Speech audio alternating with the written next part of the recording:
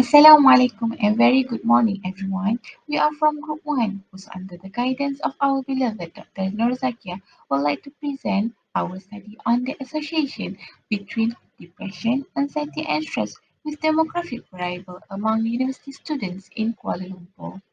Here, the list of our group members consists of Fatima, Atira, Beljahnani, me and Khadijah. And our agenda today will begin with introduction, background of the study, research question, hypothesis, objectives, methodologies, result and discussion, and finally conclusion and references. As an introduction, depression, anxiety, and stress are considered important indicators for mental health. According to the National Alliance of Mental Illness Grand Conference in Chicago 2013, mental health problems have become more common compared to other different chronic diseases like cancer and cardiovascular disease. Mental illnesses, including depression, anxiety, and stress, are associated with disturbance of the mind that can affect the process of thinking, feeling, and behavioral aspect, which is more likely to interfere with normal functionality of daily life and make it more difficult for affected individuals. According to National Health and Mobility Survey 2019, reported that mental health problems in Malaysia increased from 10.7% in 1996 to 29.2% in 2015, which is threefold spike in about 20 years' time. According to the 2019 NHMS, 2.3% of Malaysian adults are depressed. From the surveys, there are many factors that affect the national prevalence of depressions among Malaysian adults. According to Santomaro and friends, there are increasing of depressions and anxiety disorder globally after COVID-19 pandemic for all age groups and gender. Now, let's look into the research question. Is there any relationship between depression, anxiety, stress, and socio-demographic variables among university students in Kuala Lumpur? For the research hypothesis, there's a significant relationship between depression, anxiety, stress, and socio-demographic variables among university students in Kuala Lumpur. Our main objective under research objectives are to determine the association between depression, anxiety, and stress with socio-demographic variable among university students in Kuala Lumpur. Our specific objectives are to determine the depression, anxiety, and stress level among university students in Kuala Lumpur, to compare depression, anxiety, and stress between gender, type of residence, and year of study among university students in Kuala Lumpur, to determine the relationship between depression, anxiety, and stress among university students in Kuala Lumpur, and to determine the predicting factors for depression, anxiety, and stress among university students in Kuala Lumpur. Proceed with methodology. The research design is a cross-sectional study. The samples were chosen randomly from a list of 90 registered students aged from 18 to 39 years old from four campuses in Kuala Lumpur: UKM, UTM, UUM, and UKL. Two questionnaires comprise the research instruments. The first questionnaire is a socio-demographic, which requests information about the participants' age, gender, marital status, residency, year of study, academic standing, and personal income. The second survey is the DASS 21 Malaysian version, which has three scales: depression, anxiety, and stress. There are 21 items total, with 7 on each scale. Moving on to results and discussion. Through questionnaire, the demographic profile, including variables like gender, age, residency, marital status, family income, and year of study, were recorded. The details of responses were analyzed, and there were 90 respondents altogether, consisting of 59 females and 31 males. Meanwhile, 41.1% of the respondents were living in campus, and the remaining were living outside of the campus. Majority of the respondents were among B40 and M40 families. Since the respondents were among the university students in Kuala Lumpur, we grouped them accordingly based on their year of study.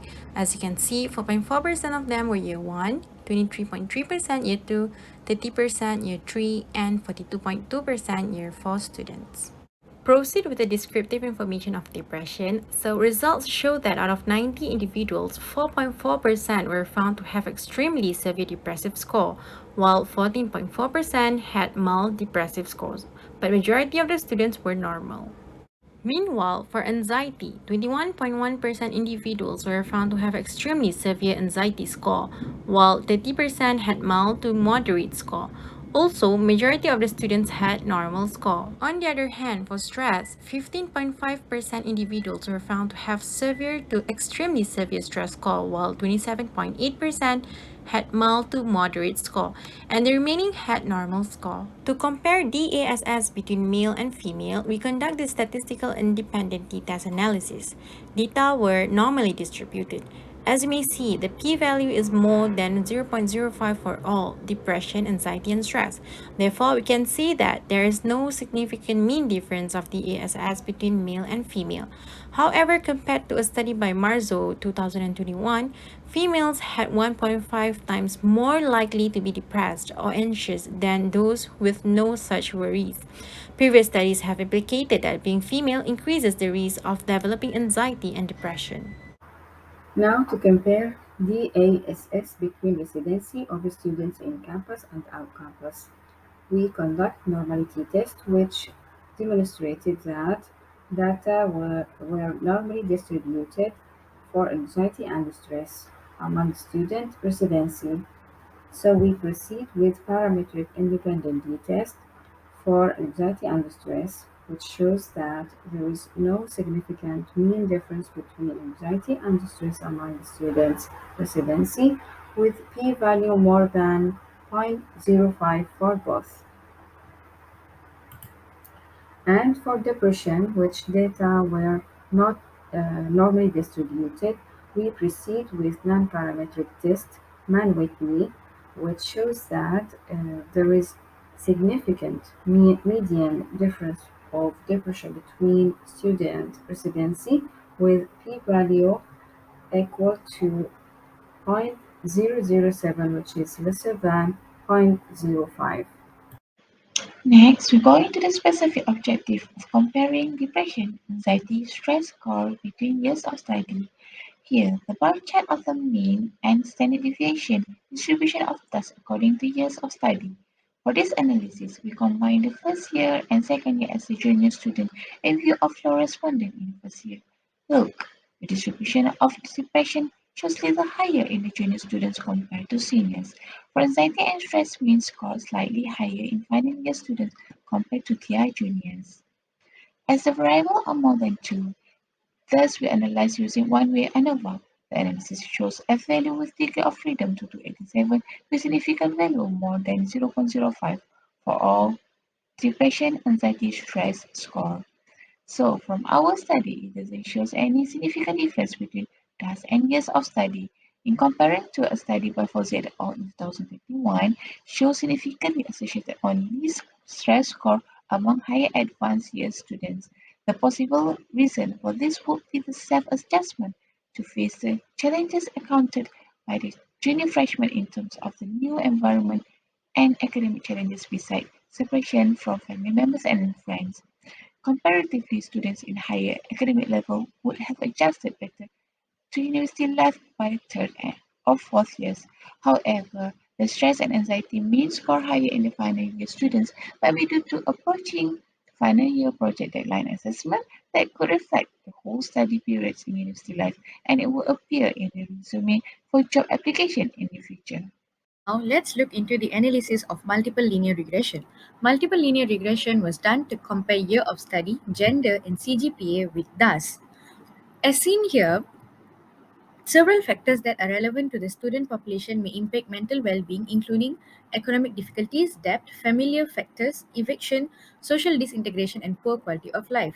Our study, however, found no significant association between gender, year of study, and CGPA and DAS 21 scores among students, similar to a previous study. This can also be due to the smaller effect size. Compared to other studies assessing DAS among university students using the same instrument in the same country and state, the prevalence estimates of DAS among the university students found in the present study tended to be higher, particularly with respect to stress and depression. The lack of significant gender differences in previous study versus now was replaced by a female preponderance, which may suggest that women are more susceptible to the stresses associated with lockdown and social isolation. Replication of this finding is required before more definitive conclusions can be drawn. Proceed with correlation. This graph shows that data of depression and anxiety is linear, and depression and anxiety are strongly correlated to each other with R value equal to 0.901 and P value smaller than 0.01. Study by Akin show that depression and anxiety are correlated to each other. Then, this graph shows that data of depression and stress is linear. Depression and stress are also strongly correlated to each other with R value equal to 0.919 and P value is smaller than 0.01. Study by DASS in 2019 showed that depression and stress are significant positive correlate to each other. And then this graph shows that data of anxiety and stress is also linear, and anxiety and stress are strongly correlated to each other with R value equal to 0.933 and P value smaller than 0.01. Study by Mustafa showed that anxiety and stress were significantly positive and strongly correlate with each other. In conclusion, based on our statistical analysis, there is no association between DASS and gender, year of study, and type of residency among university students in Kuala Lumpur. Besides, gender, year of study, and type of residency do not determine DASS, but there is a strong relationship between depression, anxiety, and stress among university students in Kuala Lumpur. Some limitations in our study were that DASS 21 test is a screening tool and not a diagnostic tool. Therefore, it couldn't be used to diagnose someone with depression, anxiety, or stress. Also, our study was a cross-sectional study that only establishes associations between variables and not causality. For our future prospects, since our study was about the associations between DASS with socio-demographic variables among university students in Kuala Lumpur, we hope to cover other variables such as environmental, socio-economic, health, and family factors as well. Aside from that, Ministry of Health recognized the need to formulate a strategy and an action plan to support the mental health policy and framework. Therefore, the National Strategic Plan was proposed. Generally, this plan has 8 strategies, and the main objective of this plan is to promote mental health well-being, prevent mental disorders, provide care, enhance recovery, and reduce the mortality, morbidity, and disability for persons with mental health problems. On a side note, opening up about your mental health will help you to show how you really feel, improve your relationships, and overcome challenges in every aspect of your life. Healing is not linear, but you're strong enough to get through it. So these were our references. With that, thank you so much for your attention.